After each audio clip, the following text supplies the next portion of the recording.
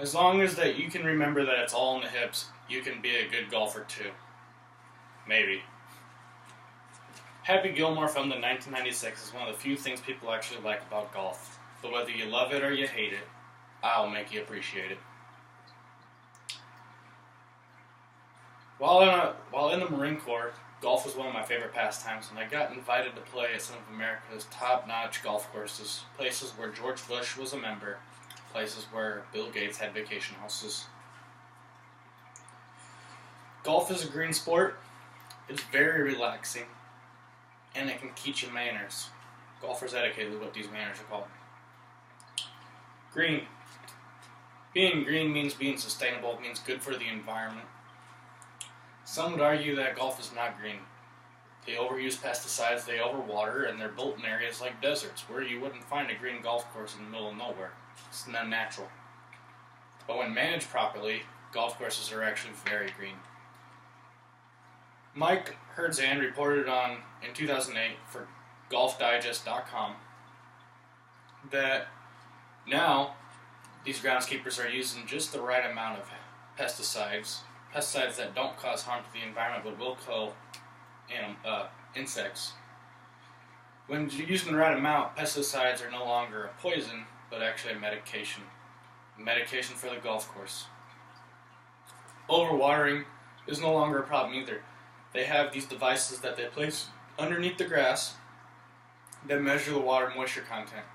And this lets the groundskeeper know how to adjust his water usage. They also use this water. It's called unpotable water. Unpotable water means water that me or you cannot consume. It causes us to get sick, but it doesn't cause the golf course to get sick. So instead of doing nothing with this water, they use it to water the grass. And another thing is that they say that golf courses are built on areas that aren't suitable for a golf course.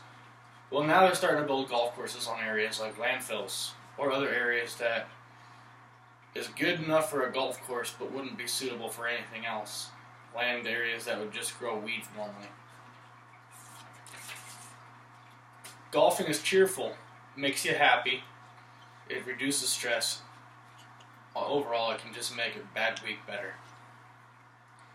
Veteran golfers can reduce stress by playing golf, but amateur golfers can sometimes get frustrated. Tutton for CNN reported in 2009 that golf is said to be a stressful sport because it's not a team sport. You wait and you wait and you wait, and when it's finally your turn, everybody's watching you. And if you make that bad shot, it's there for everybody to see. When everybody sees you make a bad shot, it can cause frustration, cause an adrenaline boost, make your shots worse, and continue the cycle amplified. But Miriam Akhtar for gettingtogolf.org reports that it is stress relieving.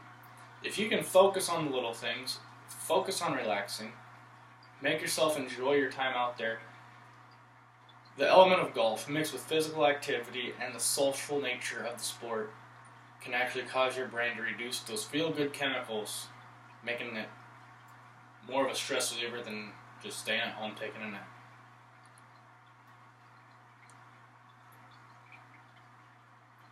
Golfer's etiquette. Golfer's etiquette is being respectful on the golf course. It's the rules that golfers have to follow in order to respect each other. Some say that golf is a drinking sport. Well, by being a drinking sport, they say it increases bad behavior, like rolling golf. I've heard stories about people rolling golf carts on the golf course. Well, not everybody has to be a drunk on the golf course. It's okay to drink, and sometimes it's encouraged. They say if you drink, you can actually play better because your muscles relax and it helps you calm down. Arnold Palmer reports in GolfersDigest.com that he has 10 main golfer etiquette rules. They are: don't be the slowest player. Make sure you keep up with the group. Keep your temper under control. Don't let yourself get upset. Respect other people's time. Repair the ground as you play on it. If you cause a hole, fill it in with sand and grass seed so that you can fix it for the next players to play. Be a silent partner. Don't talk while other people are shooting. Make your golf cart invisible. Don't park it in the way. Make sure it stays out of the way.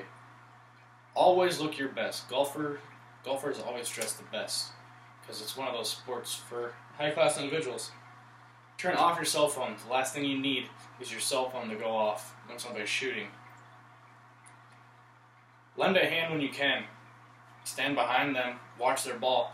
It's a white ball, the same color as the cloud. So when you hit it, sometimes you lose it. If you can stand behind the golfer that's shooting, that's 2 eyes instead of 1 on that golf ball.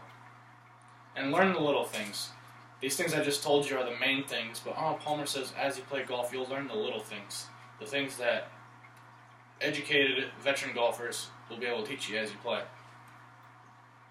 And if you ever do break the golfer's etiquette, I'm sure somebody will be there to politely let you know what the proper thing is to do.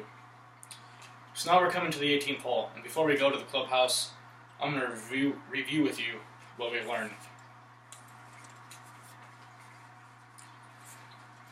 Golf at times can be sometimes a wasteful activity, causing damage to the environment, but when managed properly, can actually be beneficial for the area and can actually be considered a green sport.